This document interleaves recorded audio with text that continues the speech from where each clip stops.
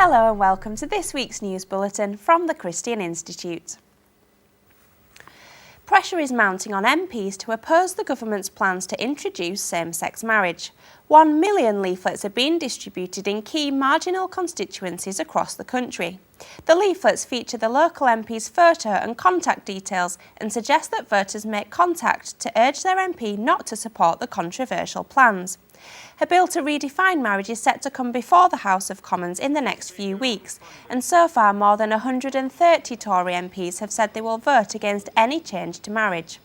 The leafleting campaign, organised by the Coalition for Marriage, is part of a plan to target a further 65 MPs, most of whom were elected with very small majorities.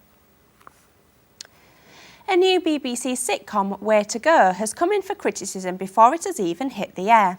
The show is being accused of treating the subject of assisted suicide as a matter of fun.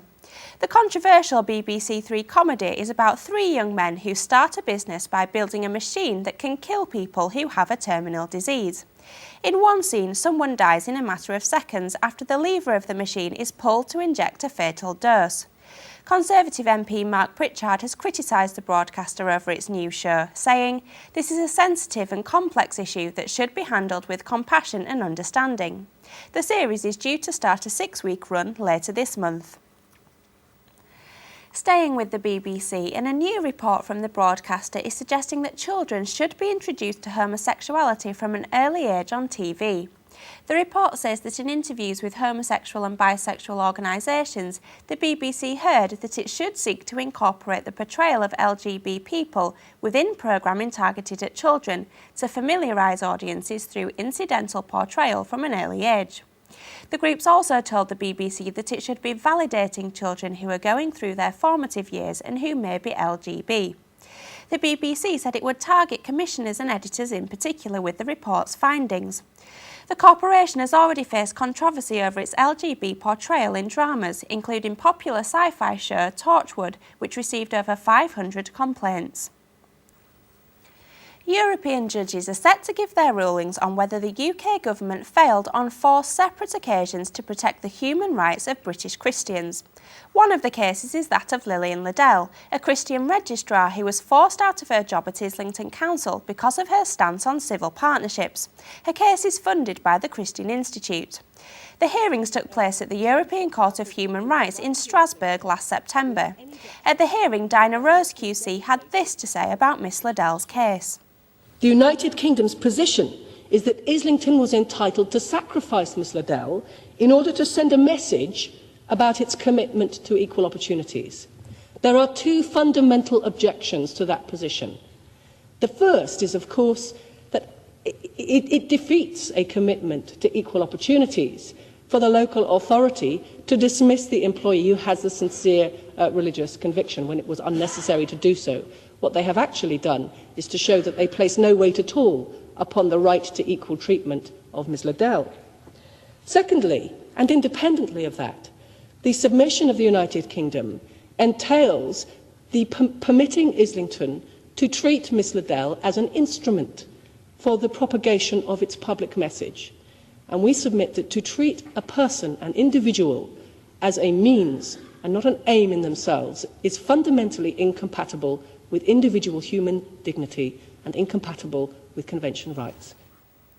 2 of the other cases relate to Christians who were told they could not wear a cross in the workplace. Shirley Chaplin worked for the NHS and Nadia Awida was employed by British Airways. The 4th case involved relationship counsellor Gary McFarlane, who said he did not wish to provide gay sex therapy. The judgments are due out on the 15th of January. Residents in Tunbridge Wells have attended a meeting of council officials over an application from a sex shop to renew its licence in the town. The shop is on a major route used by pupils from several schools, including 2 primary schools.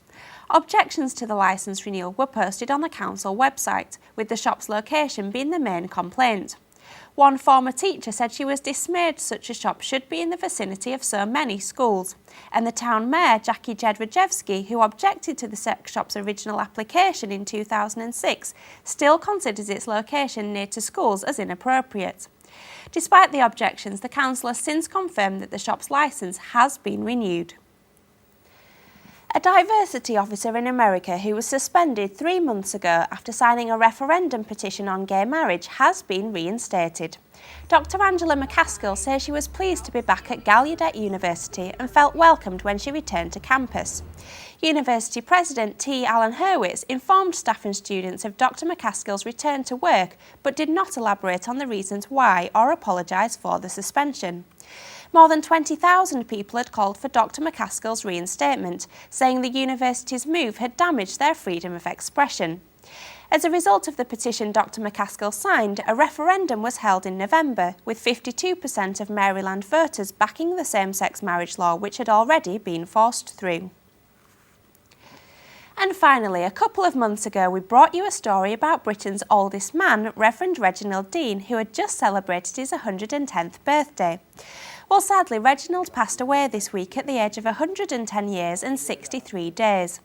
Mr. Dean had been ordained into the Church of England in the 1920s and served as an army chaplain in Burma during World War II. After a spell as a teacher, Mr. Dean rejoined the church ministry until he retired at the age of 80. His son, Chris Dean, believes his dad's longevity was down to his good sense of humour and belief in God. And Helen Hart from Housing 21, who manages Waltham House where Reverend Dean was cared for, said, "He was an inspiration to us all and will be greatly missed." Well, that's all for this week. For more information and regular updates on all of our stories, plus much more, visit our website at christian.org.uk. Until next time, goodbye.